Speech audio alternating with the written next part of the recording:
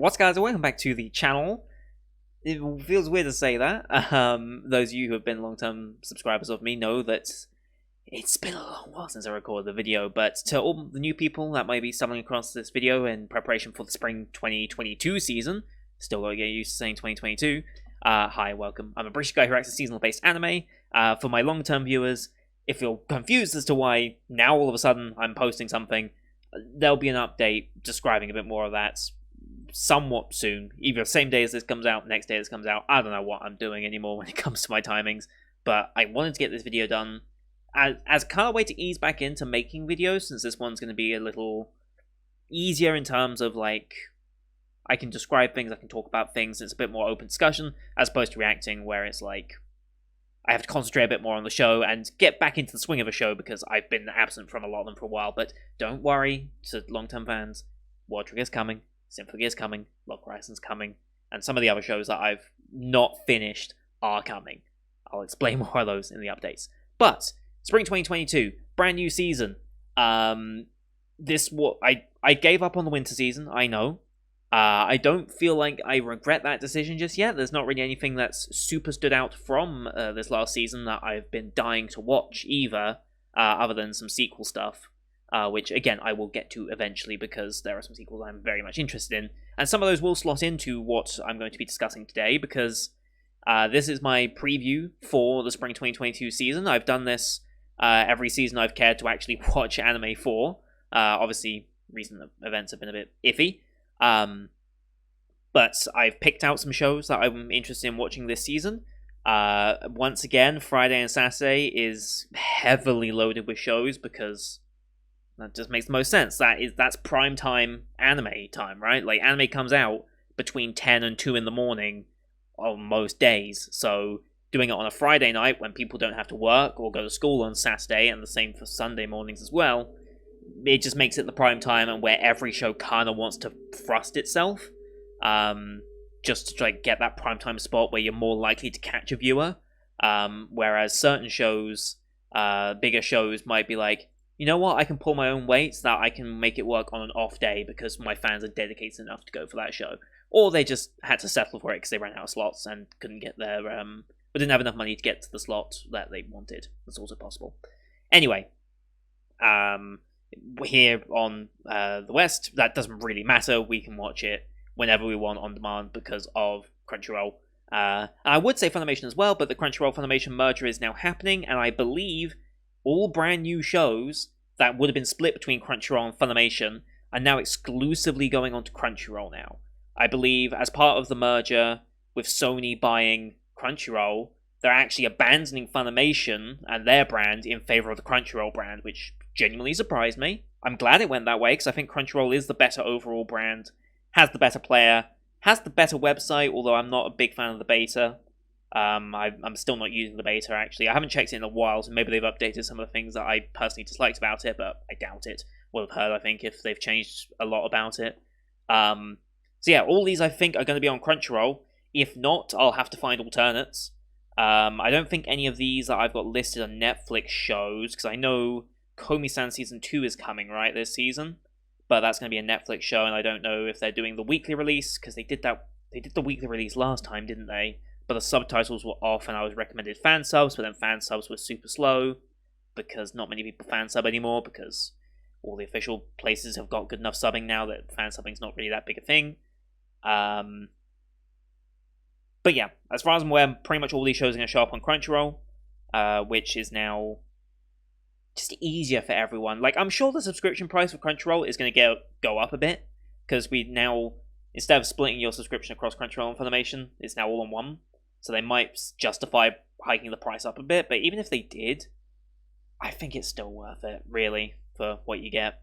So, unless you sail the high seas, in which case, continue to do you. I'm gonna stay subscribing just because I'm in a position now I can subscribe, so I will, to repay my love for anime. But anyway, if you're new to one of these videos, what I do is I go through Monday through to Sunday, describing each of the shows that I'm interested in watching on that day. Now, unlike previous seasons, when I say this show is coming out on that day, the show releases on that day, or it should, if I've worked the dates out right. I've gone by AniList and what they've put, so these should hopefully be all correct. If not, they might be all a day off, in which case that'd be embarrassing.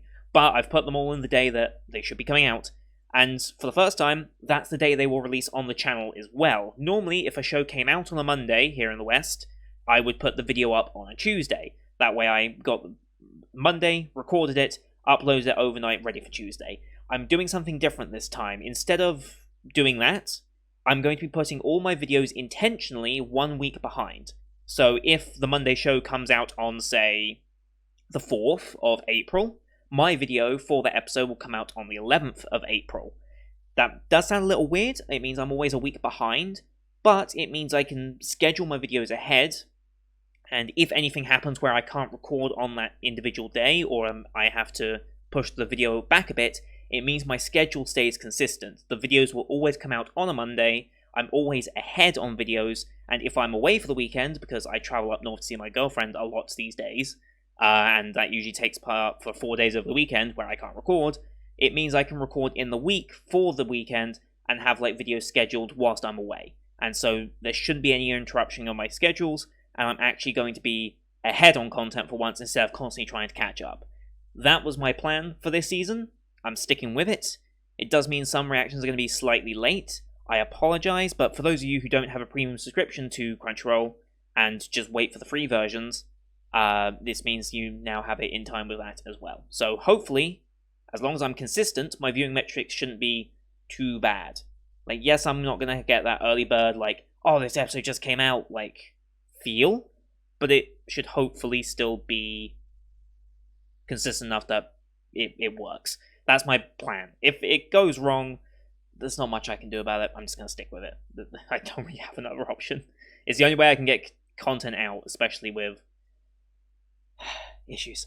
Anyway, enough about that. So, like I said, these days are the days the shows should come out, and the days my reactions will come out a week behind the episodes. So like I said, 4th of April, the episode comes out. 11th of April, my reaction to that episode comes out. All understood? I think we're all understood. So, what I like to do when we start with this video is I like to load up the AniList page for the show, take a look at the synopsis, the tags, the voice cast, the studios, to get kind of a feel for the show before we head in. I do the same thing when we start on the first episode of the reaction, so I'm not going in 100% blind, because I do have to be picky and choosy about the shows I watch, because I don't have all the time in the world. 2 years ago that was different. I could watch 30 odd shows a season. Now, 14 might be pushing it a little bit, and considering I have 22 on the list right now, I do need to be a bit picky and choosy about certain shows and how quickly I drop them, and so on. I can guarantee you some of these will be dropped. I'll probably even reshuffle some of these. That's another benefit of being a week behind when the episodes actually come out with my reactions. It means I can reshuffle. So if Friday is a very busy day where I've got 4 or 5 shows that I really want to watch on that Friday, I can push one of them to Thursday, maybe one of them to Saturday if those slots become a little more empty, which means I can keep my normal flow and I'm not bombarding a load of videos on Friday. I can just spread it out and make it a bit more consistent. That's my hope with this system and the way it's going. And starting with Monday now, this is probably what's going to happen, because Monday we've only got the one show, and it's a show hopefully you're familiar with. It's Ascendance with Bookworm Part 3, or Season 3. I shouldn't really call it Part 3, because it's not Part 3, it's... Technically this is Season 2, or it's not even. The first 2 seasons are kind of weird, because it's kind of like a split core show with Part 1 and Part 2. Because this one before is called Part 2, but this is called Season 3, which is adapting Part 2 of the story. It's weird. It's just a continuation of Ascendance with Bookworm. Very much looking forward to this. This is one of my favourite isekai genre shows out there. I've explained a lot as to why I love the show and its world building, and particularly its characters. I do like Mine as main character. I'm curious to see where we're going now with the noble storyline, I believe we're going to start going into, or at least the upper crust of society storyline. Because right at the end of last season, we had the what are they called? The plant things that came live. Were they called the Trombe, or was that something else?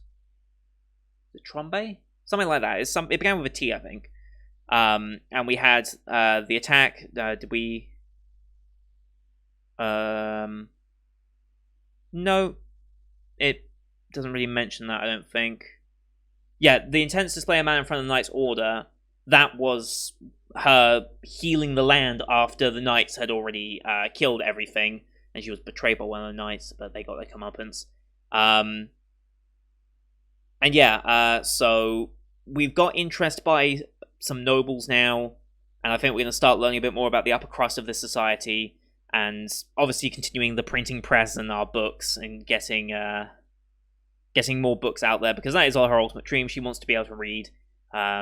We had Ferdinand, was that his name? Blue hair boy up here, I think his name was Ferdinand, right? I don't want to go too deep in. Yeah, Ferdinand. I'm not going to go too deep in there just in case there's a character we haven't met yet. I don't want to spoil too much about it. But yeah, Ferdinand had pried into her memories and now knows of her coming from an alternate world, as it were. Like, if another world, another timeline, whatever you want to describe it. So he now knows a bit more about it. And yeah, I'm really excited to see where it goes. We've got recurring characters, obviously, the family and the apprentices and stuff that were with us, including this one who was bitchy at first, but kind of came around. Don't know who you are. I'm guessing someone in the temple that we're probably going to get close with. I think these are some more noble fellows. That's, is that not Shopkeep? No, that isn't, is it? Maybe that's another noble that we're going to be getting to know. But everything's more or less the same. We got Studio Agiado back again, which is brilliant. I mean, they're doing good with it. Usual tags and everything associated with the show. There's not really much more for me to say. If you haven't watched any of Ascendance of Bookworm, I do recommend it. It is a good isekai journey. It's a bit more relaxed. It's a lot more focused on world building, and I think they do it pretty well. There's obviously some focus on economics as well. So if you kind of enjoyed Spice and Wolf and like the economic side into it, this doesn't go as deep into economics as Spice and Wolf did. But it kind of has that same sort of feel when it comes to business and like production of like books and paper and everything that we've gone through many different iterations of in this show. I think you'd enjoy that type of show. This is honestly one of the better ones out there, and we're on to our third season. And yeah, it feels like each season introduces us to a new aspect of the world. So the first season is obviously just introducing us to the world and getting us into business and merchants, and as well as the lower town, and learning a bit more. When we progress into the temple, learning about the temple lifestyle and what it means to be like a shrine maiden and all this. And now it looks like we're going into noble and upper crust society and going from there. It feels like we're just constantly evolving into different stages of the hierarchy. I wonder if we ever get to like royalty or whatever, but it just seems like it's a natural progression of going through almost like a class system, going from like working class to middle class to upper class and all that. Like, it feels like we're going on that natural progression. And so far the world building for it has been fantastic, so I can't really complain about that. But it's the only Monday show, so if there are particularly busy shows, like I said, on Friday and Saturday, a show may end up on Monday, or I may use one of these Monday time slots to catch up on a show that I've been wanting to finish off. Like, there's so many. Like, there's so many. Like, the Assassin one from a couple of seasons ago. I want to finish that. I'd like to finish Kaki Shoujo. I'd like to watch Komi-san. I really do want to watch Komi-san. And be somewhat caught up over the course of its second season coming out. There's so many more coming up as well, so I'm going to have to catch up on them, and Monday probably will end up being one of those days, as well as Symphogear and Lock Horizon and World Trigger. We've got to find a place for those. World Trigger would probably suit this day pretty well, so we might end up doing that as well, but yeah, that's it for Monday. Let's move on to Tuesdays. So moving on to Tuesday, and we have 3 shows on the list here, first of which is I'm Quitting Heroing. Is heroing the correct word? I guess if to be a hero, you're actively hero, so you're heroing. Again, sure, we'll make it work. So after saving humanity from the despicable Demon King, Leo Demonheart, he's the hero, unfortunate name, does not earn a hero's standing. Instead, he is regarded with suspicion and hostility by those he fought to protect. Why is that? I guess because potentially now he's the most powerful, he could turn on them as well. maybe this is what happened with the previous Demon King. I don't know. Trees as a prior with nowhere else to turn. Exiled Leo seeks a position in the army of his former nemesis. Okay, so immediately joins the opposition. Cool. But the army is not what it once was before its defeat at Leo's hands, so to maintain his new position, Leo must whip the forces back into fighting shape. So he destroys their army, doesn't get the recognition he wants, goes and joins that army and has to rebuild it. Seems interesting-ish, I guess. Yeah, I really don't know what to make of this. It seems like typical fantasy so far. Studio EMT Squared, I do recognize you, don't I? Yeah, they've done some okay stuff visually. I'm not expecting anything, like, visually astonishing out of this. Like, I think you can kind of tell from the art style here. Like, yeah, it's not going to be the most flashy show out there. Interesting looking designs. The most generic looking guy ever, again. But we're not surprised by that at this point, really, when it comes to an isekai. Well, this isn't an isekai. I should not say that. When it comes to fantasy shows, I should say. Looks like we got Big Titty Elf Girl, which is fairly typical. Got the cute little animal girl as well. Seems very generic tropey so far, but hey, generic tropey can be fun, so I'm not going to knock it. Action adventure, comedy fantasy, so they are going for the comedy route.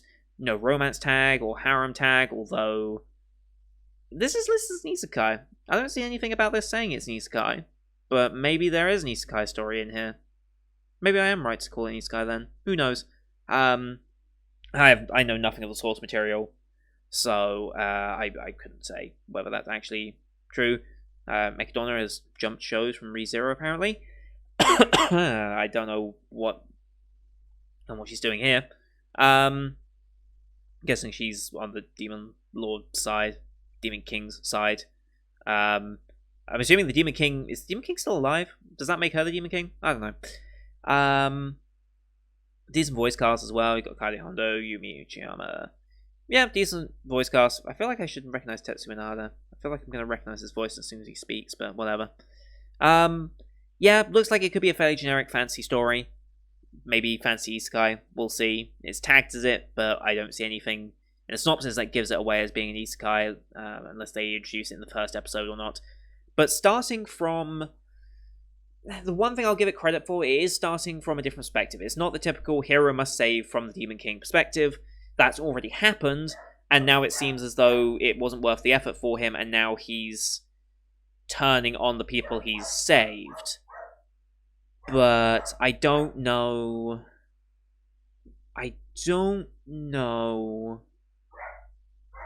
what his motivations are, how he's going to be about it, and how powerful he truly is. I mean, if he's defeated the Demon King, he's got to be decently powerful already, so I don't know what type of character he's going to be.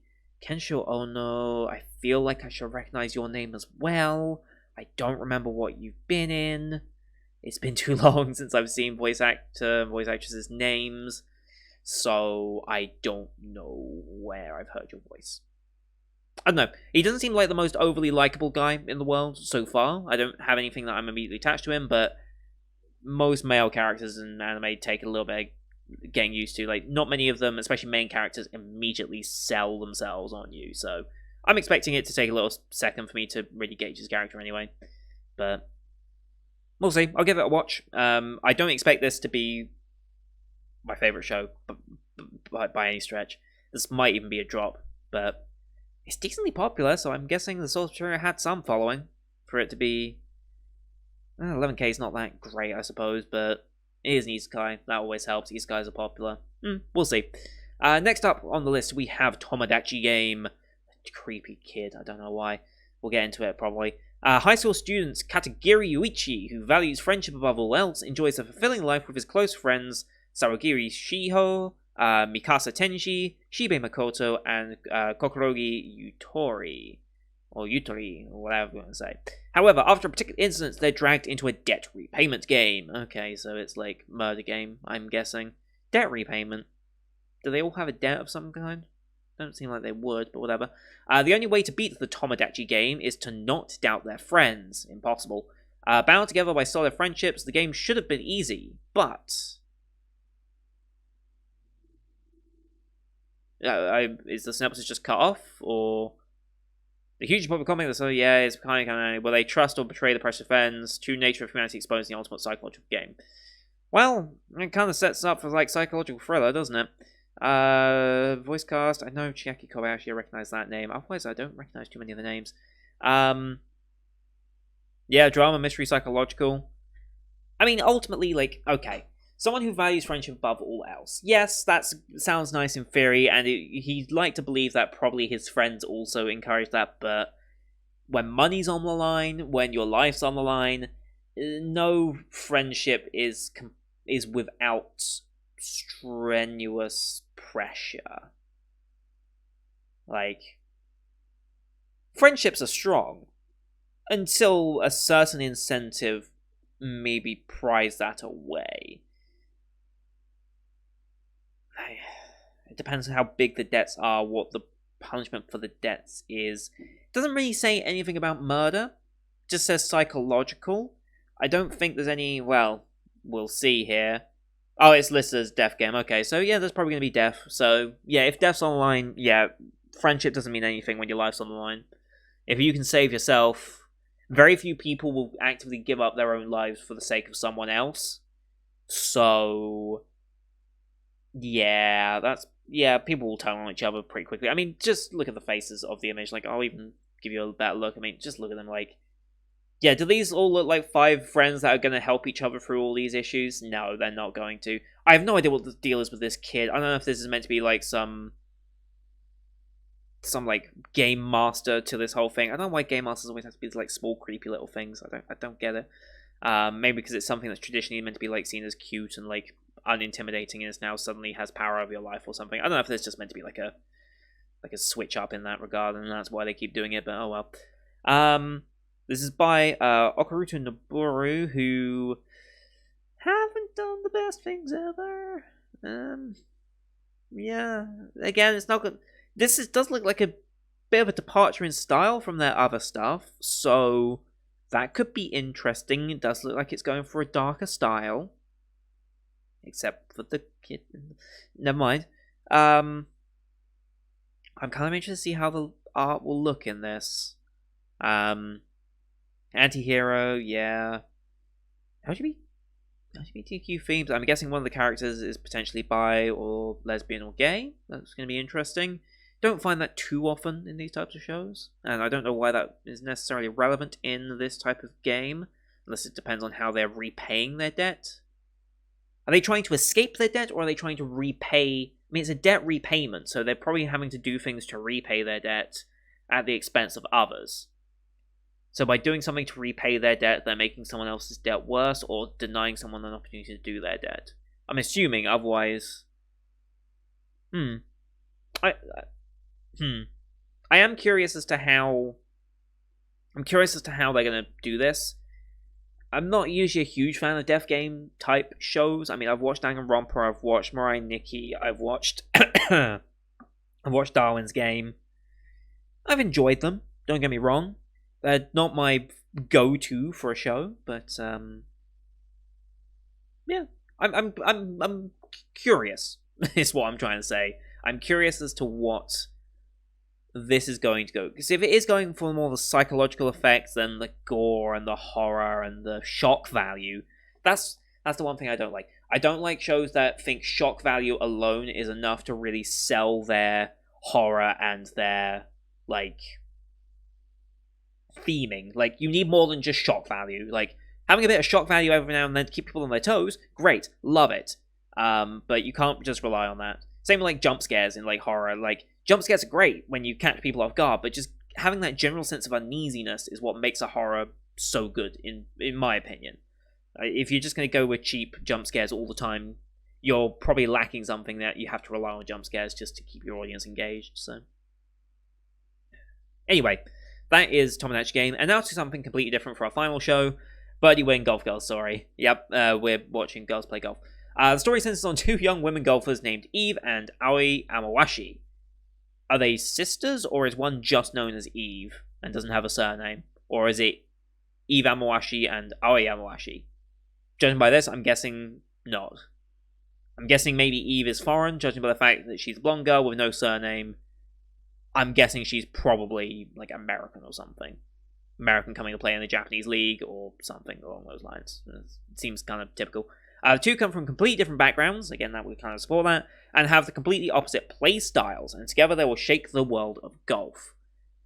Kind of interested to see. Like, I'm not a big golf person. I don't know a lot about golf. I know enough that I could understand a game of golf if I were to watch it. I don't choose to watch golf too often. I don't really know many people in the world of golf. But I'm intrigued to see how anime handles golf. I mean, the benefit of golf is that, unlike, say, a soccer-based anime, and we will discuss this a bit later as well, the animation for it is much more localized, let's say. With golf, the only animation quality you need is in the swing. Swing, ball flight maybe, if you want to track the ball in the air, as it lands maybe, if you want to be a bit extra with it, how it impacts, if you like hit into a bunker, maybe you want to spend a bit more animation effort to make sure the sand like moves correctly or something. But really, that's the only animation you need. You don't need fast-flowing, constant pace of movements like you do with other sports.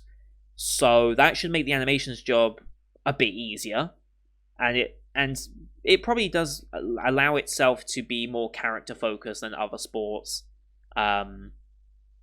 Like big team sports like rugby and soccer, you can have football. It's football. I'm British, alright? It's football, but I'll say soccer for you Americans just so you know what I mean. I guess this does work for American football as well, though I don't think there's ever going to be an American football anime, but prove me wrong. With those sports, you've got so many different players that you have to keep track on, and therefore you have way too many characters. With golf, you can focus on just the characters you need. It does look like we're still going to have a big cast of characters, because it's a sports anime, we always have big cast of characters. But in theory, you don't need to focus on them as much, just as rival competitors in it. Now, this is being animated by Bandai Namco, which is intriguing, because they've done some decent stuff. Like, Bandai Namco have been involved with a lot of stuff over the years. Like, a lot of stuff. A lot of this is not just stuff they've worked on as a studio, but also they've worked on as a producer. So I'll just preface that. But Bandai Namco are not terrible, so I have faith in that. It's an original work as well, so it's not like they're trying to adapt something to make it work for the anime format. You can tailor this perfectly for the format that you're going to be presenting it, which is, it makes it things, or should make things, a little easier, because adapting content, you have to decide what to cut, what to speed up, the pacing of episodes, so you hit key points that in manga or light novel may have had a very neat timing, but in anime format, since you're splitting them into 20-minute segments, you kind of have to rush some things to get to a point where you want to cliffhanger it, but with this, it should build around itself quite nicely. Karikito is in this. Other than that, I do not recognize any of the names off the top of my head. And yeah, it's golf. I mean, sports animes never do well, realistically. There's not many good sports animes out there that like are super popular. This one's obviously not hitting it off immediately. But I'm willing to give this a go, because I haven't seen a golf anime before. I don't think I've ever seen a golf anime. So I'm kind of intrigued to see how they do it. And I kind of like golf. I like a lot of the... I just like a lot of sports. Like, I enjoy football, obviously. I enjoy... what other mainstream sports are there? Like motorsports. I enjoy my motorsports. I enjoy my Formula 1. I used to watch a lot of touring cars as well. I have watched a little bit of NASCAR and like WEC endurance series stuff, although not anymore. Same with NASCAR, I don't watch that anymore. But then I like darts, I like snooker, I like pool, less so, but I prefer snooker. I like golf. I even like American football. Like, I've watched a couple of games of American football. I just like sport in general, and I'll watch any sport as long as you frame it in a way that's entertaining. I've watched a lot of cricket. Like, I used to watch a lot of Indian Premier League cricket. I've watched Test cricket. So I just like sports. So I'm willing to give another sports anime a chance, although, judging by the trend of how sports anime have gone for me, this might be a drop. Just warning you guys, because they don't tend to do so well, especially if the animation budget starts to decline, like, what was it, Tamayomi, that had the disastrous episode 7, episode 8, was it? Where he didn't They didn't even send the right version to Funimation. They gave them like the almost the storyboard version of it. Oh my god, the animation, that was so funny. Anyway, we'll see what it does. I'm gonna give it a chance, which is usually what I do at the start of the season. But that does it for Tuesday. Let's move on to Wednesday shows. So moving on to Wednesdays, and we start with a return of a show that most people will know, Rising of Shield Hero Season 2. I shouldn't have to talk much about this one, realistically. If you've seen Rising of Shield Hero, you'll know why I'm excited for it. If you haven't seen it, go watch Season 1. It's a very interesting Isekai story. I wouldn't say it's like the best Isekai story ever made or anything like that. We need a lot of discussions to go around that, but this is one of the most popular shows of its type. It already has a third season as well, greenlit for this, so we know we're going to get a long-term adaptation of this. Interestingly enough, I've noticed that this is only going to be 13 episodes for this season. I don't know if they're split coring with Season 3. I haven't seen any mention of that. I don't think Season 3 even has like what year this is getting released in. So I don't think this is going to be split core. I think it's just going to be a shorter season than what we got with the first season. Because the first season, of course, was 25 episodes. This one's only going to be the 13. But I feel like long-form shows that span across multiple seasons just aren't as common. They weren't exactly the most common thing in the world anyway, but they've just not been that common recently either. Like, split cores happened a lot more recently as we went through COVID and stuff. It just gave, like, you put together a season, then you had a bit of time off to make sure the rest of the season was perfect before you moved on. Split cores just kind of work for that reason. But yeah. Shield Hero, Season 2, more or less the same. I don't think Cinema Citrus or Kinema Citrus and Doctor Movie, I think that's the same, right? Okay, so they've added. Okay, so DR Movie have been added for this season. They have done stuff on other things. I don't even know what any of this stuff is, so I have no idea what their involvement is or how big a difference it is, but hey, same studio. This should end up feeling the same, and that's my hope. As long as it feels the same and continues on with the next storyline, I'm seeing a canon. Yeah, let's pull this image up a bit more. We're fighting a giant turtle thing by the looks of things. Yeah, that looks like it could be a problem. Is that the entire, like, that's still going on?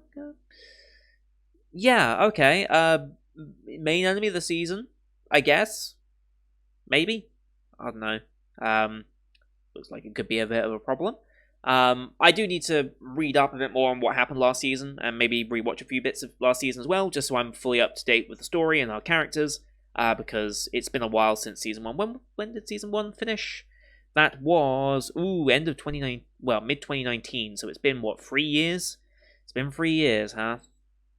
Okay. So, yeah, I'm going to need a refresher on that. But should be a good time. I'm looking forward to this.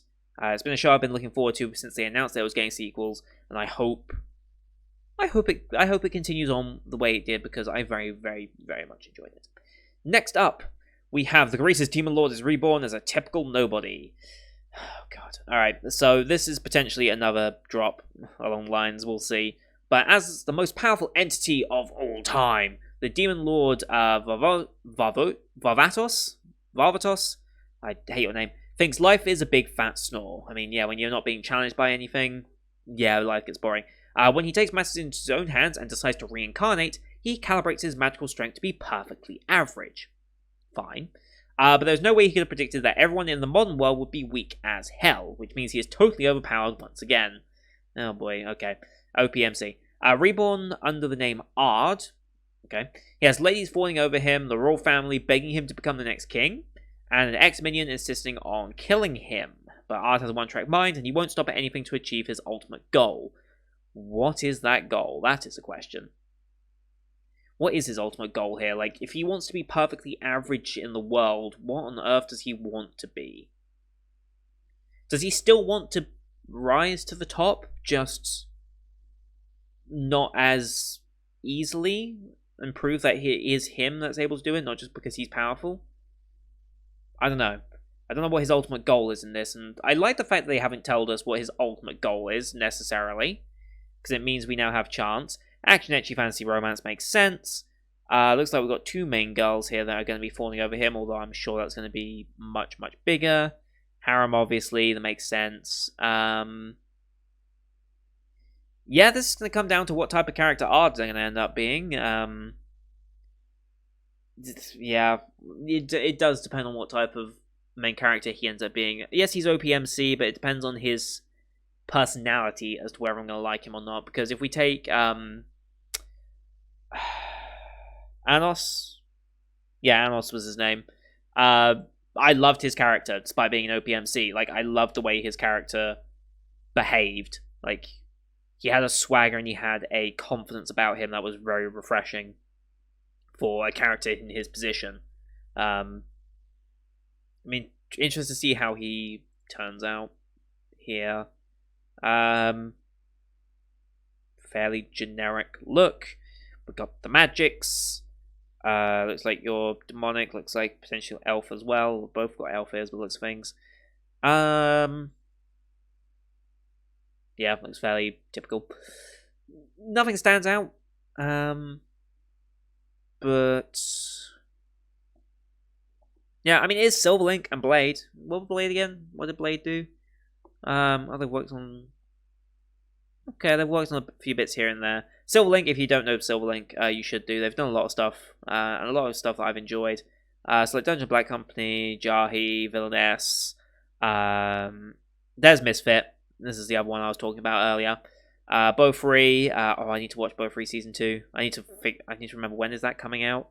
Did they say yet? Oh, they just said it's this year. Anyway, I'm looking forward to Bo3 season 2 still. So yeah, they've done a bunch of good stuff. Ketaka Sunohara was interesting. Very interesting. Death March was nothing special. But yeah, they've done a bunch of good stuff, to be honest, Silverlink, so I'm never really concerned with animation quality when it comes to them. Like, it won't be, like, stand out, but it will be solid for what the type of show it's actually going for, so curious to see what more we get out of that. I'm curious what his ultimate goal is, like, what he's actually working towards here, because I don't actually know. I don't actually know what he actually wants out of this. I guess he wants to enjoy life. If he's bored of life when he's the most powerful entity ever, he doesn't want to be the most powerful, and so I think he's just looking for some fun. And maybe responsibility he doesn't want.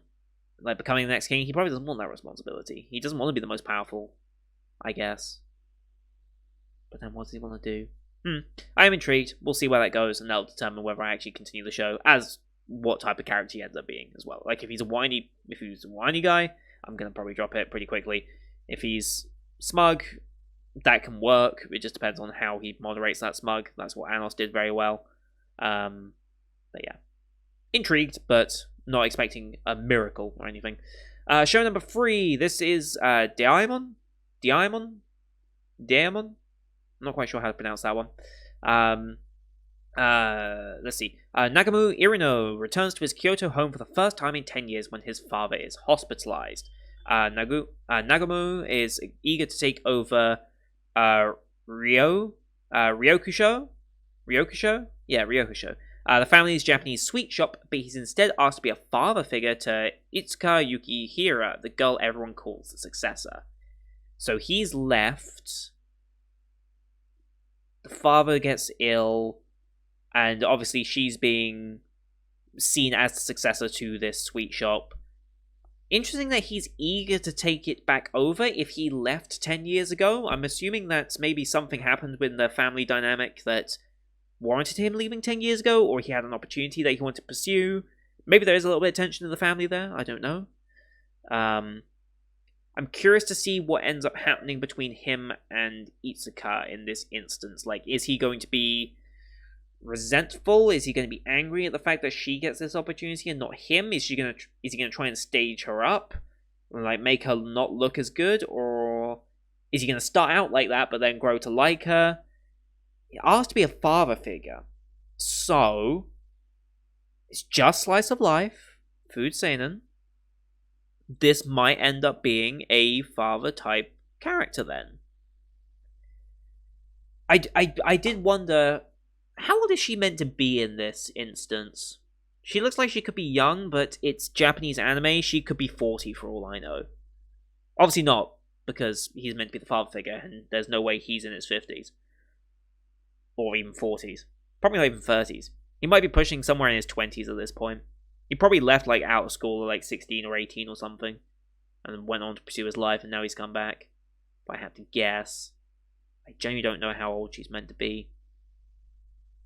But yeah, my thinking was more of a maybe asked to be a father figure, but ends up being a romantic interest. I don't know if there's going to be a romance type storyline with this, or if it is going to be like a purely father figure type thing. Like I said, it depends on her age. I have no idea what it is. Encourage Films have done okay stuff.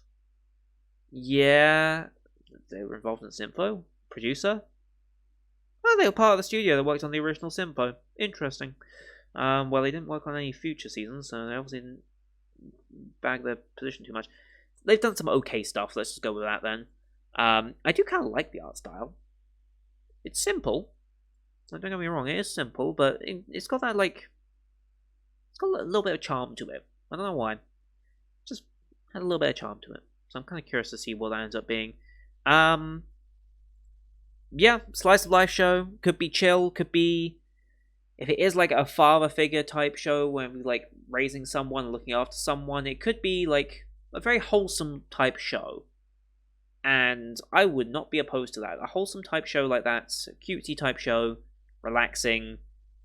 I think every season needs a show like that, and if this ends up being that, I'd be more than happy with that. So yeah, again not expecting a huge deal, but chill, wholesome moments.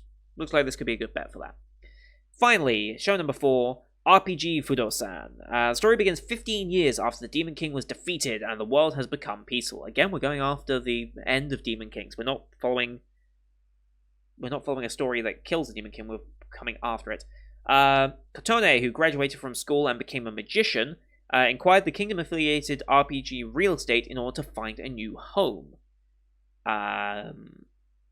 In reality, RPG real estate was Kotone's place of employment, and together with Fa, a demi-human, the priest Rufuria, and the soldier Rakira, they helped support the search for new homes for the customers with various circumstances. So... What? So she inquired there to find a new home when she already worked there? Or she inquired to find a home through them, liked it, and then made that her job? I'm kind of confused by the wording of that. Maybe I'm just missing something, but I'm kind of confused by it. But what I'm seeing here is a 4-girl version of Dragon Ghost House Hunting. I'm feeling like a similar vibe in that instance to that type of show, and I'm happy with that. It's a Doga Kobo show. If you don't know Doga Kobo, what is wrong with you? They've done a lot of cutesy stuff in the past, like Diaries of Days of Breakwater, Asteroid in Love, Sleeping Princess Demon Castle, Senku. Uzume was a thing that they did. Dumbbells is interesting. There's Tada as well. Forget about Tada all the time. Yeah, they've done a bunch of cute stuff and just relaxing stuff. They've done some emotional stuff as well with Plastic Memories, don't forget that. Case Unidentified. They've done a bunch of good shows. They're one of my favourite studios out there, especially when it comes to slice of life and the cute girls doing cute things tag. Like, if you see that tag on a Doga Kobo show, you're pretty much almost guaranteed something decent, I find in my experience.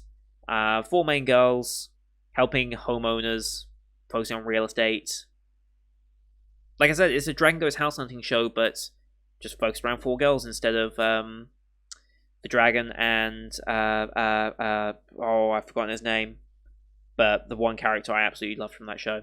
That's what I meant. Yeah, I love that character so much. Anyway, could be interesting. Again, another cute, chill show by the looks of things. Comedy, slice of life, fantasy, yeah. And it's Doga Kobo. And Doga Kobo, as you guys know, I love. So, should be nice, chill, fun time. Hopefully something I keep up with, because we all need a dose of cuteness in our life. And, like I said earlier, we need some chill in our lives. We can't have every single show ever be action-packed and all these, like, mega things. We need to take it easy sometimes, and shows like this are probably perfect for that. So that ends up finishing us for Wednesday. Let's move on to Thursday. So moving on to Thursday, we've got 2 shows here on the list, starting off here with Summertime Render, which this is going to be one of the more puzzling ones for me, and I'll get into it in a second, but a tragic incident calls a young man named Shinpei back to his hometown on the remote island of Hirotoshima, Japan. But something sinister awaits upon his return, and a chilling sequence of events unfolds that will have dire consequences, for Japan, or for Shinpei, for Japan, and for the entire world. Not a lot to go off. That's a good synopsis, when it doesn't really tell you much about what's going on, but gives you a vague idea. Something sinister is happening as he returns home. This visual, again, is perplexing. Guy, very generic, and girl in swimsuit. Okay, I don't know why she's in a swimsuit. They are on, like, what looks to be like a pier of some kind, but still. He's holding a gun, she's holding a knife, she's got a sledgehammer. Man over here, fisherman guy, I'm guessing, has a rifle. She's just standing in the background. I don't know who the hell you are. There's another character in the back here. I'm not sure what your involvement is. You're probably important as well. And then, I don't know what the fuck this thing is. Like, can you see my mouse? Yeah, you can see my mouse on this. No idea. Absolutely no idea what this is. Is it a nail gun? Is it like a mini harpoon thing? Like, what the hell is this? Does anyone actually know what this is? I've never seen something like this in my life. Is it a nail gun? I don't know what it is. But why are you carrying it? Excuse me. Yeah, I just can't comprehend what this thing is. Like, what is it? Someone help me, please. But yeah, so that's intriguing, just first of all. 25 episoder, so we're going to have plenty of time to get to know the show, which is going to be interesting. Means we're going to have a bit of a slower build-up. Studio Ulm, again, somewhat interesting. Working on Komi, there's a lot of stuff that Ulm has done. They've done Pokemon stuff. They did King's Raid, which was... but Ulm is they're an old studio. They've worked on a lot of stuff. There's so much stuff as well. Action, drama, mystery, supernatural thriller. Intriguing. Rural, very basic tags, and except for the spoiler tags, not clicking on that, because when a show has 8 spoiler tags, that means something's going on, and a lot of things might be going on with this one. And I feel like the surprise of what's going on is going to be like what really captures you. And so, because of that, I can't help but feel, especially with the supernatural thriller, I can't help but feel there's going to be a dark storyline to this. And if that's the case, fantastic. I love that. But like, here's the thing that's troubled me the most. Apparently this is licensed by Disney to be streamed on Disney+. I don't know if that means Crunchyroll will not get this, or if Disney Plus is the only place that will have this. I don't have Disney Plus. But I'm curious by that. And the fact that it's on Disney Plus, if this is the type of show that I think it's going to be, what's it doing on Disney Plus? Like, seriously, what? Like, I think this is going to be a dark thriller. Judging by the fact that we've got weapons and stuff, I think there's going to be some gore, potentially. Maybe not gory, but there is going to be some attacks and potential blood. So what on earth is this doing on Disney Plus? Like, that surprises me. Like, I don't know what to expect of that. And why Disney? Why has Disney picked this show up of all things? Like, if anyone can provide a bit more context as to why this is potentially being licensed by Disney and going on Disney Plus, like, why? It's a finished manga. I don't know how old is the manga. Okay, it ended recently. Got it. I got nothing. I'm so... That's why I like this show, and why I'm thinking of... I really want to get into this one. Because I have no idea where this is going. Like, I've got so many mixed messages. I'm expecting... Not to look the greatest, but I'm expecting a dark storyline, just by the way the things are set, the hidden tags... And then it's Disney Plus. Why Disney Plus? I don't get it. Anyway, if anyone gets more information on that, please let me know. But I'm intrigued to see where this goes. I'm hoping this does capture me, and I'm hoping I can find a way to view it. If not through Crunchyroll, through somewhere else, maybe Sailing the High Seas. But yeah, I'm intrigued, and I kind of want to see how... Not crazy. I want to see how deep this story ends up getting. I mean, it's 25 episodes. They've got time to flesh it out, and they can build on this. So I'm hoping they do that, and I'm hoping it ends up being interesting, because I genuinely am quite interested. Anyway, on to the last show of the day. We have Skeleton Knight in Another World.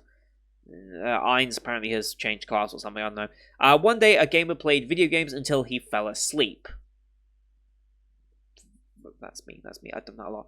And when he woke up, he found himself in the game world as a skeleton. Haven't done that yet. One day, maybe.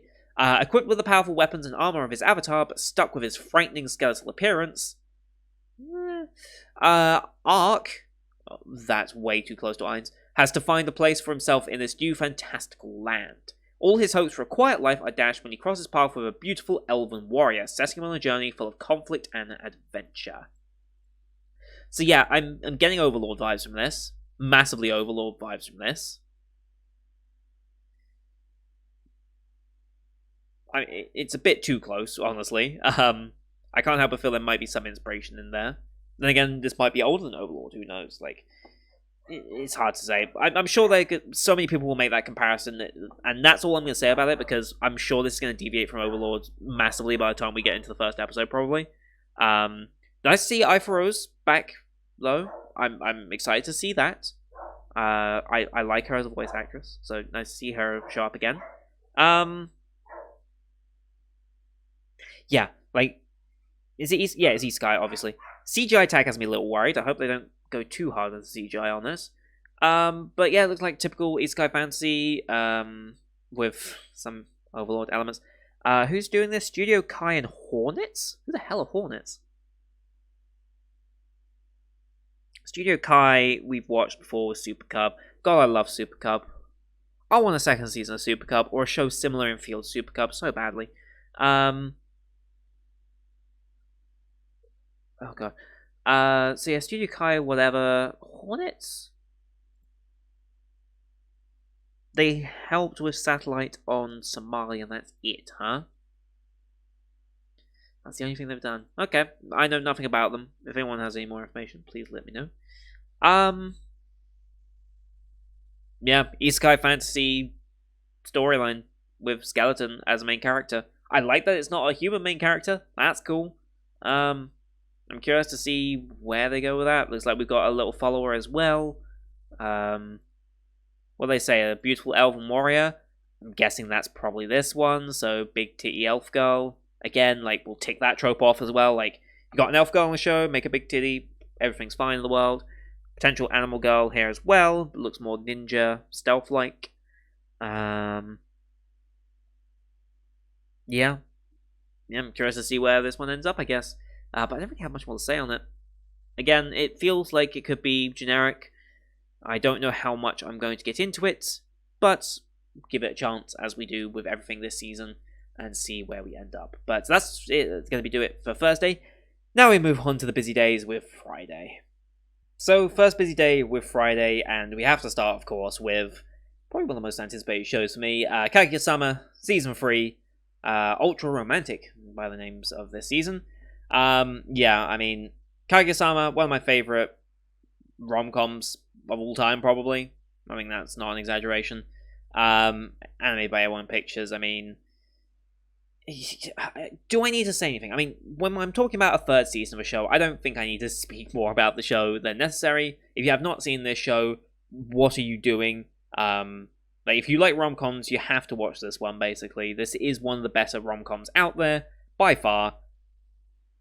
Very, very, very funny. Genuine moments in there as well. Even in Season 1, it had genuine moments. Season 2 was fantastic as well, with introduction to new cast. I do not know if we're getting too many new cast members this season as well or not. I intentionally am avoiding any information about shows. In that regard, I don't want to know too much about it. But yeah, we're absolutely watching this. No doubt in my mind that I'm gonna love this, and it might be my anime of the season. For the season, like, when it comes to when I vote for anime of the season, I try and avoid sequels just because I feel like I already have such attachment to the shows, it's skewing my bias. So I will say this is probably going to be my favorite show of the season, but I'll give anime of the season probably to a brand new show that I found very interesting as well. So, yeah. Sequels are easy for me because I know I'm going to enjoy them because I enjoyed the first seasons. With minimal exceptions. So, Kaguya-sama Season 3, gonna love this. Absolutely not gonna budge this one. This one's gonna stay on this time slot on the Friday because I'm not moving it for this. I want to watch this as soon as I physically can, and I will be doing so. So, very much looking forward to this. Just over 2 weeks to go. Can't wait. And, yeah, love the show. Love it. Next up, we have new show, Aharen-san wa Hakarenai. Do we have an easier name? Aharen is indecipherable. Okay. We might get a shorter name in time. Maybe there will be one. It might just be called Aharen-san. It might be the easiest way of doing it. So the story follows the indecipherable daily life of the short and quiet Reina Aharen and Raido, who sits next to her. Aharen is not so good at gauging the distance between people, and Raido initially felt some distance between the two of them. One day, when Raido picked up the eraser that Aharen had dropped, the distance between them suddenly became uncomfortably close. Yeah, I have no idea what this dynamic's meant to be. Is this a rom-com? Okay, it is a rom-com slice of life. Good to know. I mean, the eraser drawing two people together, that's a very tropey thing. Who the hell is this in the ceiling, by the way? Like, what? I mean, I just noticed this. Okay, sure, we've got a student that likes to live in the ceiling. I don't know, probably has not the most sociable character in the world. What's going on here? No idea. I think I already love these two just on this pose here. Like, I think I like these two already.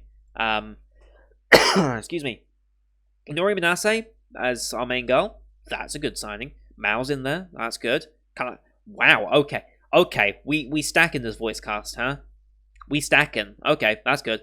And it's one of the earlier ones as well. Nice. Ooh, nice. That's gonna be good. Felix Film as well? Really? Felix Film? Okay, I didn't expect that. Did not expect that. Hopefully they've stepped up from Other Side Panic. I really hope they've stepped up from then, because this one's not great. Honestly, Nekabara's style would even work for this. I'd be happy with that. Yeah, comedy rom-com.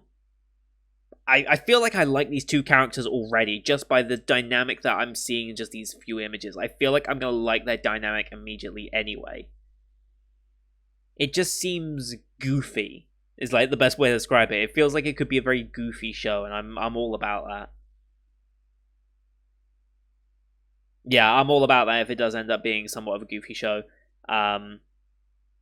Interesting they went for the indecipherable line. I guess she's kind of like off in her own world in a way, or just does things that break the social norm. Because like not so good at gauging the distance between people.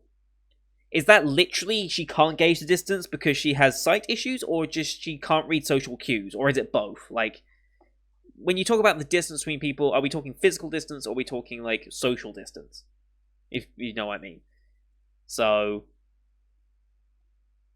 yeah,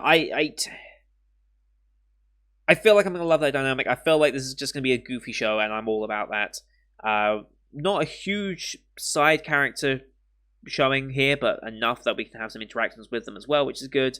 Looks like we've got the teacher there as well. So this should be a bit of fun, and I'm all about that. I'm always about some shows that have a bit of fun. Stacked voice cast, like I said.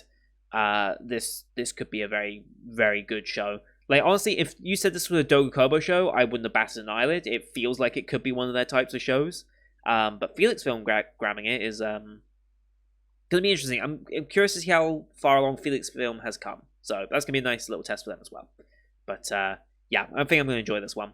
Speaking of enjoying, the next one for show number 3, I'm going to enjoy this as well. Second season of Science Fell in Love, so I tried to prove it. I've been looking forward to this for a long time. I really enjoyed season 1. I'm curious to see where they go with season 2. It looks like we might be getting more characters as well. I do not remember you being in the show. I don't remember you being in the show. Hello. Or you. This is going to be interesting. Forgot about you.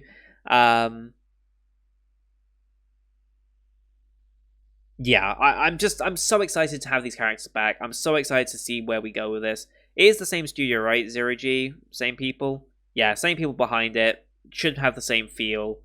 Rikekoi season 2. Hell, yes.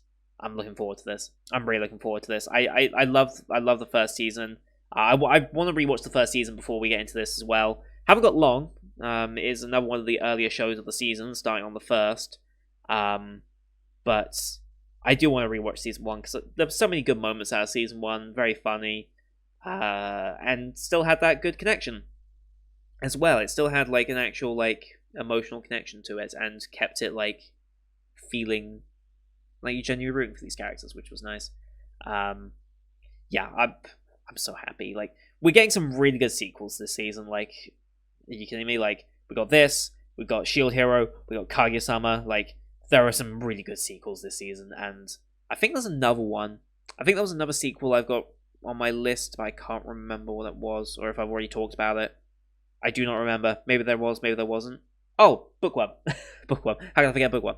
Yeah, so we're stacked with good sequels this season, which is always good, because you don't want a season to just be sequels, because it kind of alienates people that haven't seen the first seasons of certain shows, but having a few solid sequels sprinkled about in the season always helps to make sure you have something that you know you're definitely going to enjoy over the course of your week, as it were.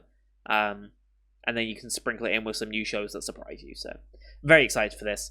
Next up, we have Love After World Domination. God, I'm not sure about this one. I put this one on my list. I'm not optimistic I'm going to keep it on my list, or even if we will get to the first episode. We'll see, but yeah. There are two sides to every coin. Light versus dark, good versus evil. Easel? We painting now? Good versus evil, and love versus hate. Sometimes the line between the two grows thin, and it's so easy to cross. Not really.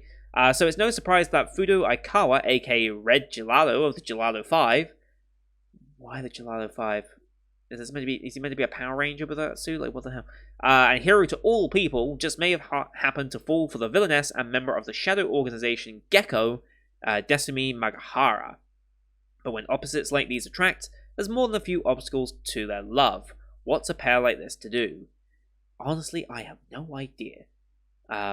Honestly, it looks like he has as big a bust as her, if not bigger. Just with the way that suit fits. Like, am I crazy? Like, I honestly can't tell who has the bigger boobs. So, like, this one makes it look like hers are much bigger. But then you go to this one, he packing, right? Like, I'm not the only one who sees that, right? Please, help. Yeah. I don't know what to expect from this show. I really don't. Action, comedy, ecchi, romance, supernatural. It could go anyway, really. Project Number 9, studio behind this. Project Number 9 do some good stuff, right? I've seen some good stuff from them, haven't I? Yeah. Tomodachi, Higehiro. They kind of redeemed themselves, because the earlier stuff I've watched of those wasn't so good, but I've enjoyed some of their more recent stuff, so that's good. First show from this year that I'm going to watch of theirs. What are you? Oh, you're upcoming. Okay, never mind. Yeah, this could go either way. Like, this could either be. I mean, they just are the Power Rangers, right? They're just the Power Rangers. When I was writing these down, I didn't look too much at the key visuals. I had a quick glance at some of them and then just moved on. And I was just like, oh, this show can go on the list, sure.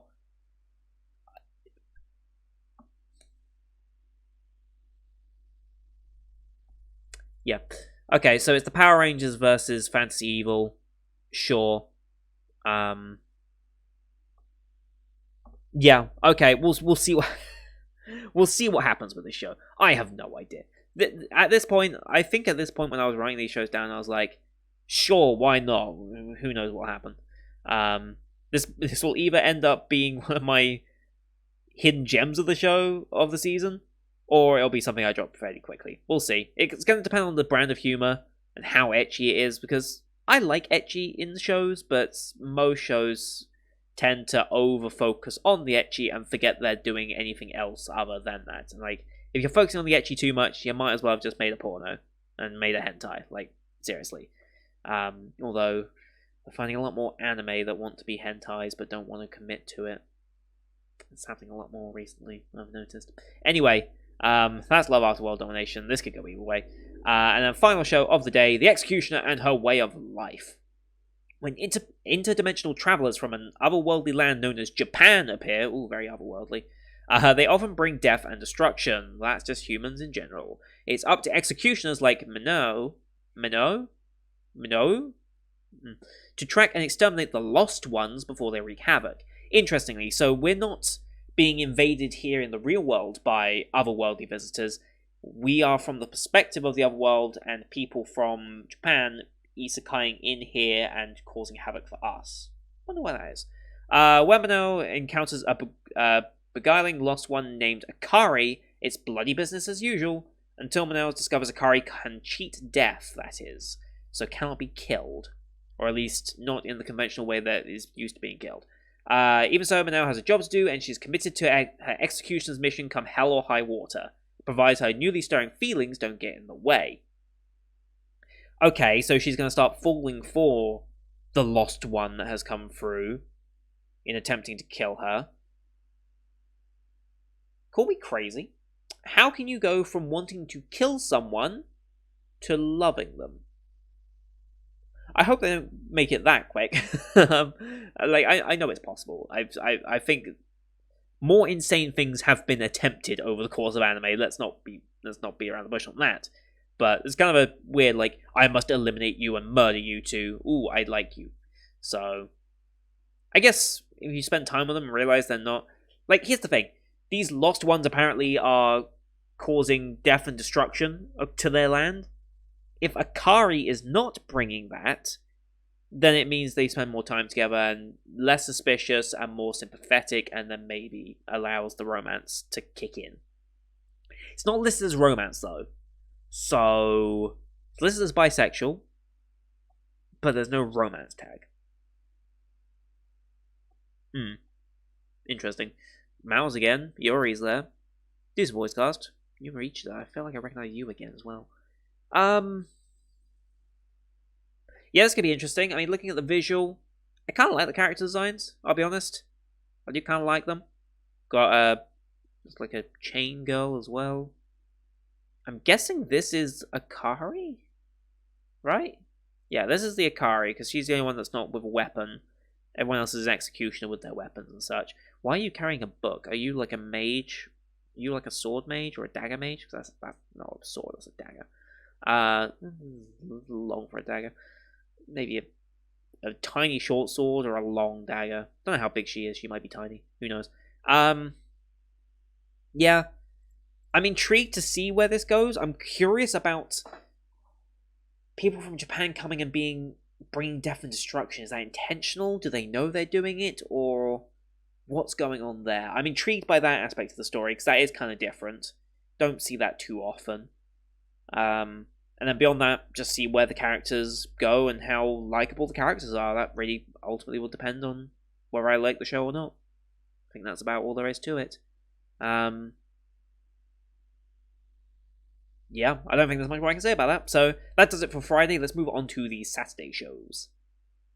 So moving on to Saturday and the next biggest day. Another 5 shows today. So thankfully we haven't hit an 8 show day like I have in previous seasons.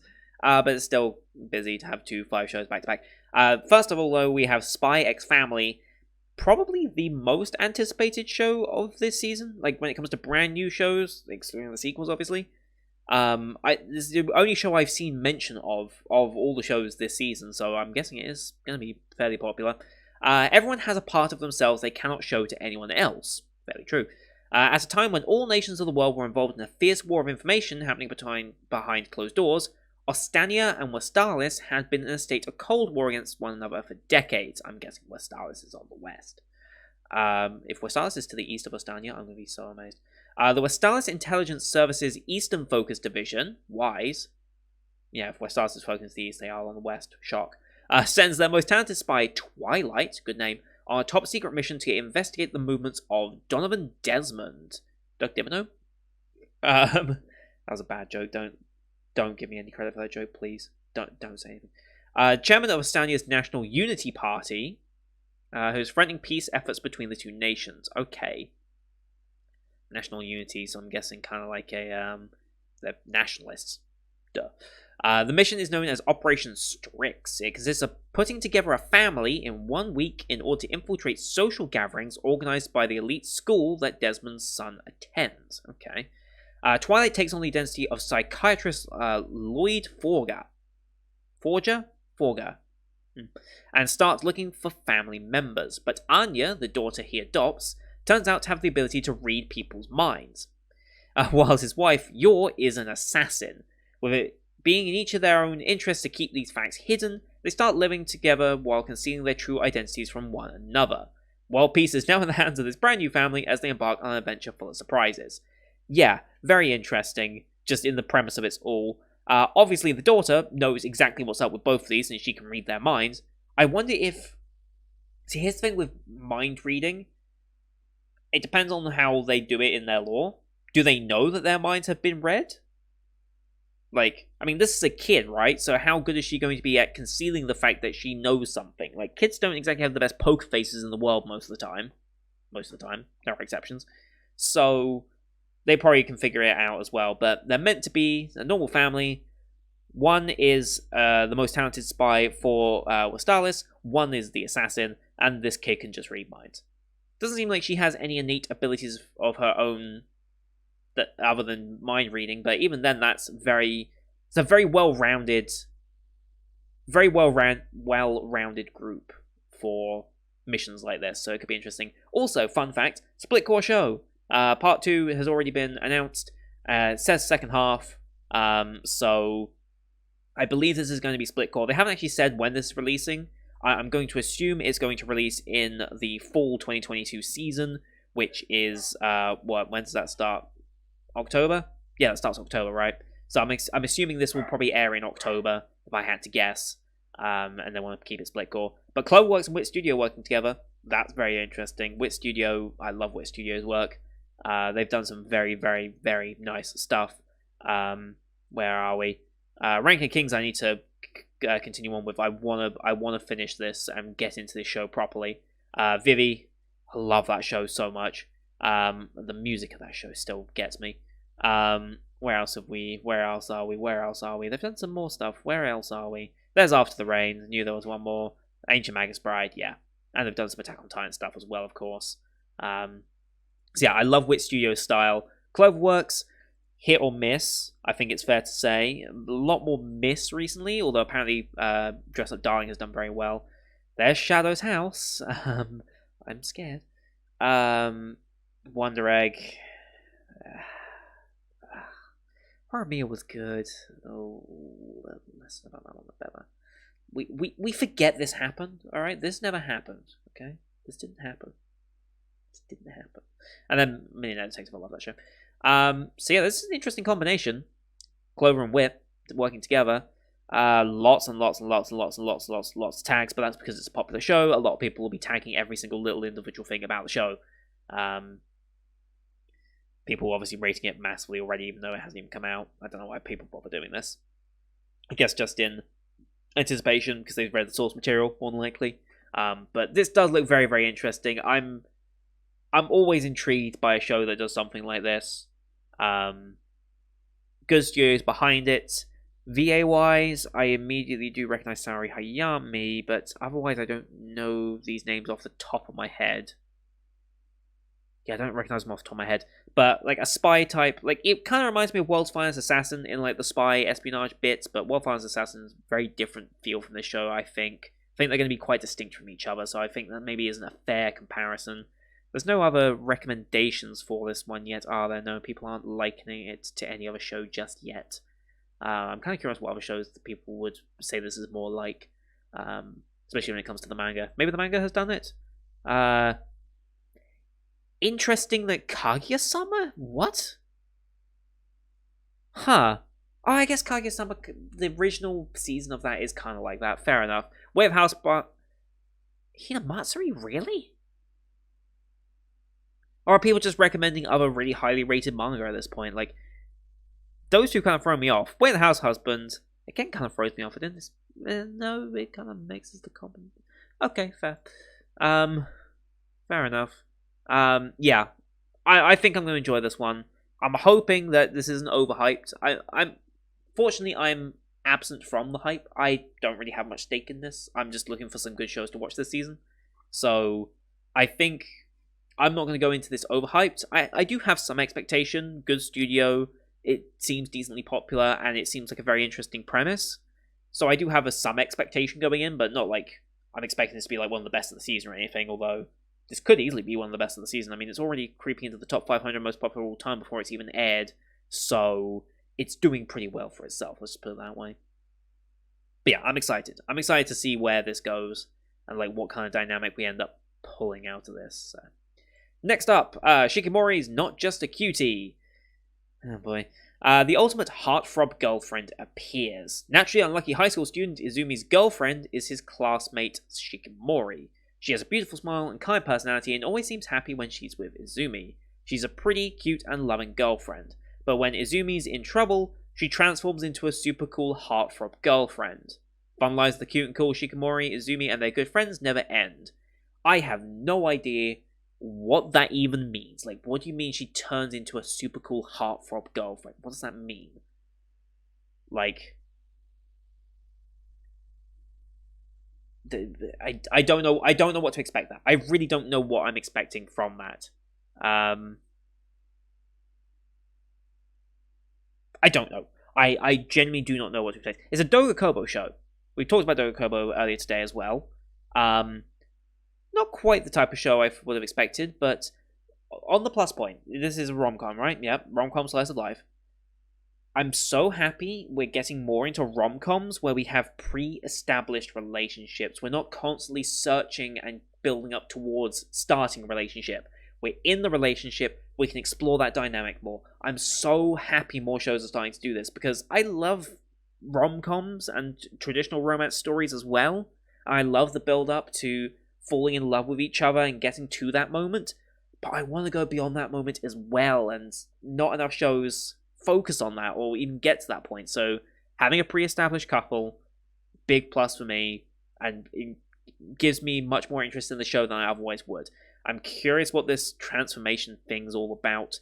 I think it's more that she's maybe like the quiet girl, and like she's nice and sweet, and they just like they seem cute together, but like if you mess with her man, she gon' do stuff. Like I think that's kind of like what kind of dynamic it is. Like she's like maybe shy, cutesy, and then as soon as you mess with him, she's like very in your face about it, like almost like a gal type. Maybe I don't know if she goes like full gal or not, but that's kind of what I'm expecting. Ish, maybe, I don't know. I am curious to see like what type of personality they give her. Sari or Nishi? Again, that's a name I feel like I should recognize, but I can't quite remember where. That's not Visha, is it? I'm going to double check this one. I don't think this is Visha, is it? Who are you? Who are you? Oh, Eyes. Wallenstein. Okay.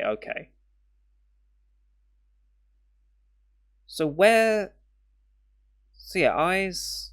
Where else? Okay, hang on. Let me just filter by shows I've actually watched here. Where would I recognize your voice the most then?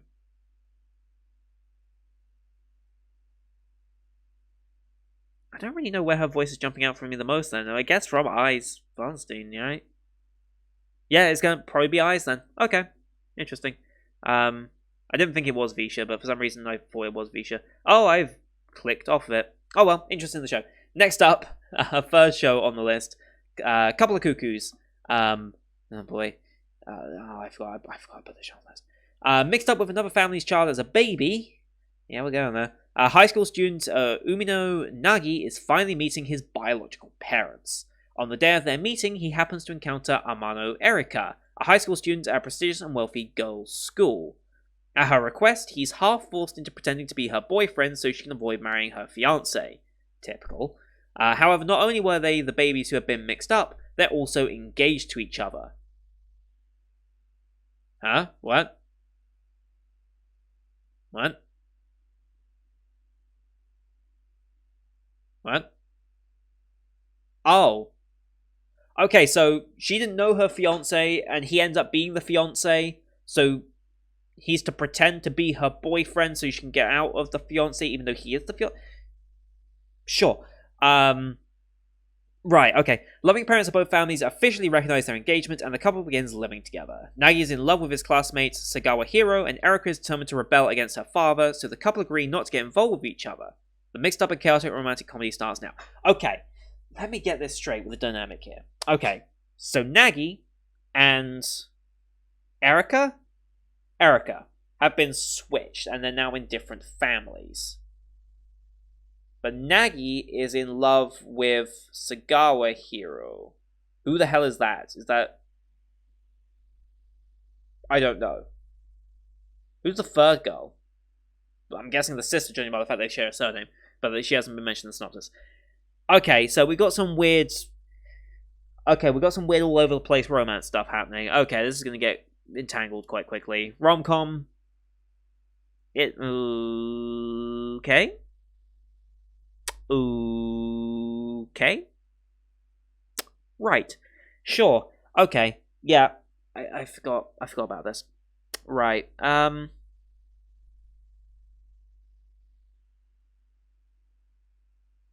Yeah, I feel like a bit of a cuckoo now that I'm actually saying I was going to watch this.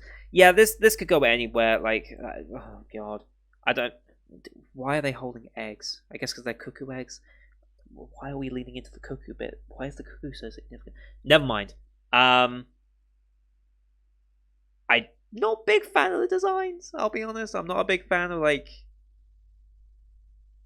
That just doesn't look right. That kind of doesn't look right. I don't know why. Something just looks off about those designs. I don't know why. Shanae Animation and Synergy SP. What have they worked on? Shanae. They're doing Takagi movie. They've done Takagi. Okay, fair enough. They've done some shows, but not shows that I've really stuck around with. That's not a good sign. And then Synergy SP has done like supporting work for some other stuff, right? Yeah. Nothing significant and mostly older stuff. Okay. Yeah, I don't know where I'm going to go with this one. Karaki To's in it. Kato Ishikawa, I feel like I recognize you as well. I recognize Toshiyuki as well. Yeah, I don't know where I'm going with this. This could be a funny show that I end up enjoying, or it's going to be an early drop. I've got a feeling it might be an early drop, especially since this is already quite a busy day. I've already got 5 shows on the list. It's probably going to end up being one of the drops, but I guess we'll see. I just forgot that we were getting this convoluted with it. So, he likes... Wait.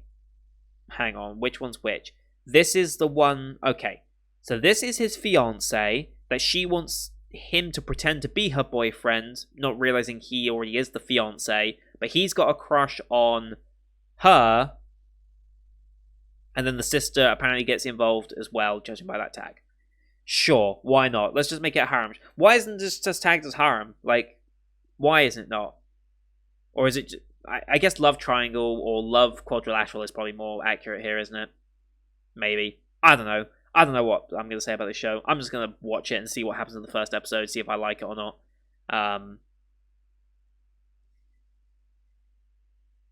Yeah. I guess we'll just see what happens. That's all I'm going to say about it. Moving on, show number 4. All right, I forgot about this one. How do I say that? Aoshai? Am I saying it right? I don't know.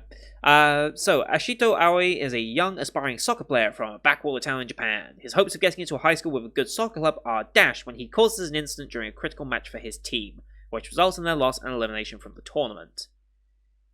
Interesting. I wonder what incident he causes, and I wonder what position he plays, which results in their loss. Probably because main character has to be the one up front. Probably he missed an open goal. It'd be kind of interesting if they did go with that. It would show some knowledge and be something that actually does happen to professional footballers in their career. Fernando Torres, that happened to him. A lot of strikers it's happened to, and they're just like, oh god, how do you miss a sitter like that? But anyway, nevertheless, he catches the eye of someone important who happened to be visiting from Tokyo. How will things turn out for Ashito? I said sports anime, right? Sports anime. They don't tend to end up good. And we've got another soccer anime. We'll see. I just want to give it a chance, right? I want there to be a good sports anime. I just want one. Okay? I want to find one. That's why I went with the golf one earlier. That's why I'm sticking with this soccer one. Football. Soccer. I just want to hope. I mean, the art style looks kind of interesting. I do kind of like this art style. I don't know why we've got, like, biker gang people. Like, I don't know why that hairstyle just reminds me of, like, biker gangs. But yeah, everyone has to have their very distinctive look. Otherwise, why would they be on the team, you know? It's just how it is in sports anime. Production IG? Not terrible. Could be decent. Although, that didn't look great, but it was funny. It was well written. Moriarty, obviously, very good. They've done a lot of stuff. Noblesse, I think, is underrated. They've done Haikyuu. Like, are they the main production on the Haikyuu? They are. Okay. That gives me hope. They've done sports anime before. They know how to make a good one. Make it work for soccer. But that concerns me. CGI. Hope they don't overdo that. I just wanted to begin. You have no idea. I just want a good sports anime. I just hope they do it justice. But the biggest problem for me when it comes to sports anime is they can't get the balance of sports and characters right. They can't seem to get that balance right. And when it comes to the sport, it's just disappointing to look at. Like, that's usually what ends up happening. And with a sport like football, there's so much happening at any one time. It's a lot to ask of animators. Like, it is a lot to ask because every single player on the pitch, all 22 of them, are moving. The goalkeepers, less so. So the 20 outfield players, they're moving. Everyone's moving. No one's standing still. If you're standing still, you're not that good of a footballer and you probably will get subbed off eventually. Or you're probably not going to be playing much more in the future. You're always moving. There's always movement happening. There's always looks going on. There's always something going on. And having to capture that energy is just a lot to ask for animation teams. You can kind of cheat it by having a lot of close-ups. That's probably the best way you can do it, is by doing that. But I'm giving this a chance. I want to see if we can get a good soccer anime. Football anime.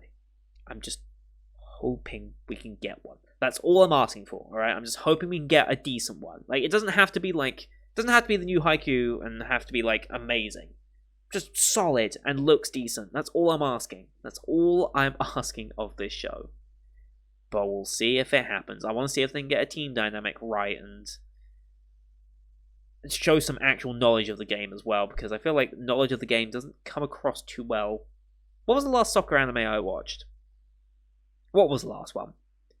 Was it, it was the All Girls one, wasn't it? Where, it had that really, really funny run cycle, didn't it? Oh, it was that one, wasn't it? Yeah.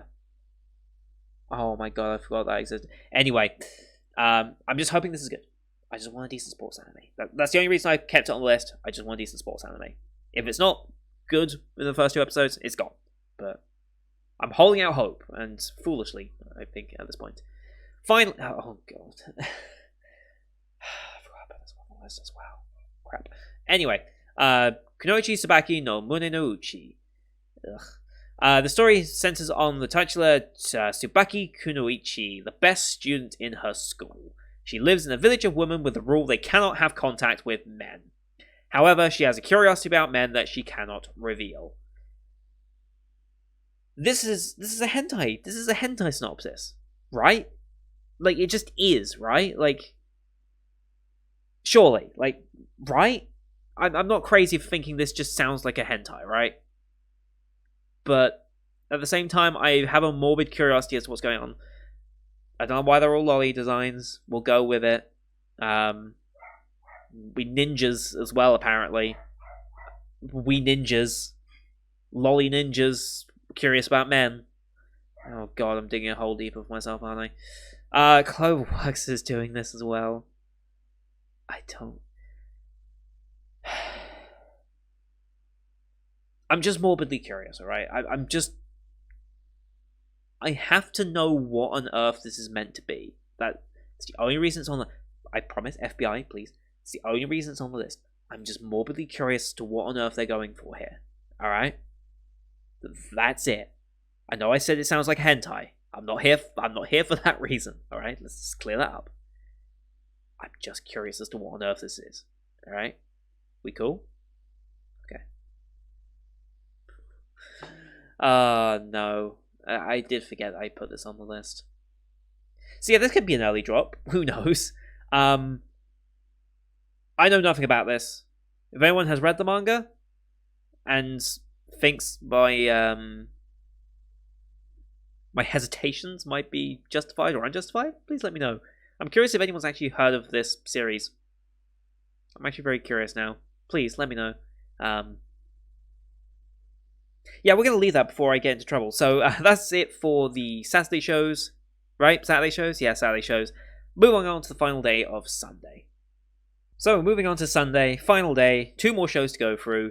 I realise it's gotten dark in the time it's taken me to record this. It's been nearly a 2-hour recording session, so it's taking some time. Anyway, second to last show, Otomege Sekai wa mob ni Kibishii Sekai desu, or what is it?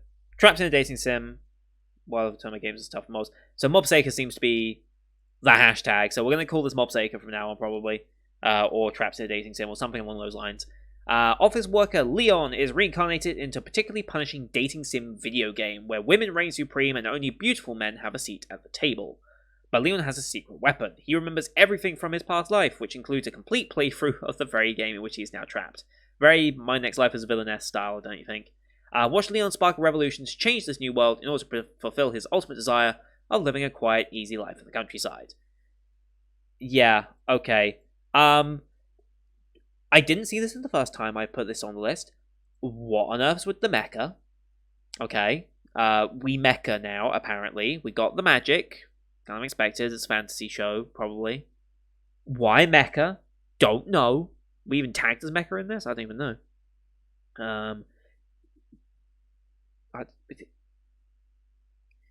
Sure.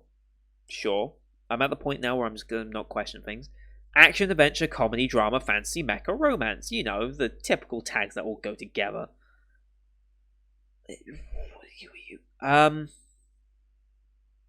Yeah. Next Life as a Villainess vibes, but with a whole bunch of crazy added in for the sake of it, I guess. Studio NG, who have done some decent stuff in the past that I've enjoyed. Wouldn't say I enjoyed Full Dive so much. I keep forgetting they're working on the new Kankol, and Uzaki is getting its sequel, of course, as well. Loved Uzaki. Kunoichi Rise Up, I need to finish that at some point, because that was actually quite an enjoyable show, and I would like to finish it. But Studio NG are building up, so I don't know how I'm going to feel about this one. I'm curious to see what Kankol 2 looks like. I'm really curious about that. It's been a while. So yeah, I don't know where this one's going. I really don't. This feels like it could go crazy, and I don't know if I'm here for that or not. I really don't.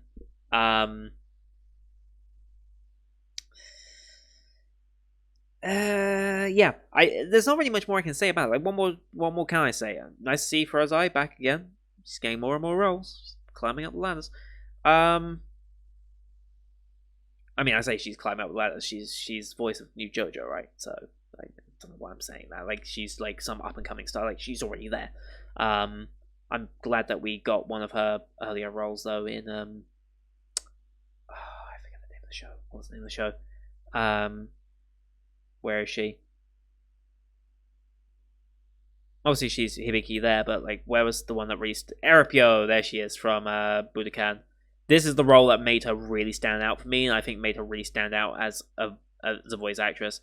So I think, honestly, this performance is probably what nailed her the JoJo role, honestly, if I'm going to be honest. I think that performance there embodies what she could bring to that, so I'm glad for her. Anyway, yeah, this could go any which way. I don't know. This probably is going to end up being a drop, just because it seems a bit too all over the place, maybe. But I'll stick with it, just to see what ends up happening. That's about all I can say about it. And then finally, yeah, Don't Hurt Me, My Healer. Alright, let's just go. Story of the series follows Alvin and the Chipmunks. No, a knight with saint-like patience for annoying people, and Carla, a dark elf healer with a sharp tongue and a rotten personality who always speaks without thinking first. I know the type. Together they form a party and go on fantastical adventures. Short, sweet, whatever. I haven't looked at the art style. It looks very cutesy, like incredibly cutesy art style. I did not expect this. Big titty elf girl. Like seriously, it's a trope at this point. Like surely, like it's just if you're a fantasy show, you have to, right? Like it's the rule now, isn't it? Yeah, adventure comedy, fantasy, slice of life. Yeah, I don't know. I kind of like the idea of this dynamic. I'm curious to see, like, the art style looks way too cutesy. This is by Studio what? Who are you? Jamondu? Oh. This is that studio. Okay. I forgot when I was researching and getting this list ready. I forgot there was one studio on this list that did this.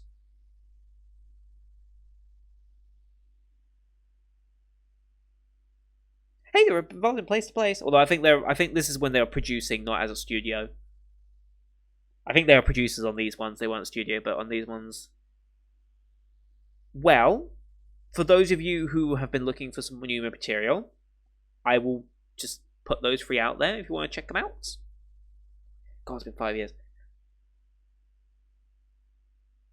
Yep. Okay, so, yeah. God, it's quite a departure to go from doing that for the past, like, 10 years to this, and this art style. That feels like whiplash. Anyway, yeah, I don't know what to expect from this one. I don't know. I just wanted to try it out, and yeah. That's all I've got, man. That's all I've got. There's nothing more I can say about this. There really isn't. I'm hoping there's a good dynamic between the two, because I think that's what's going to sell this show to me, like, and whether I continue it, whether Alvin and Carla actually have a good dynamic between them, because it seems like they might do. And that's about it. That's all I can say about the show. That's the only reason I kept it on the list, really. Just because I thought there was potential there.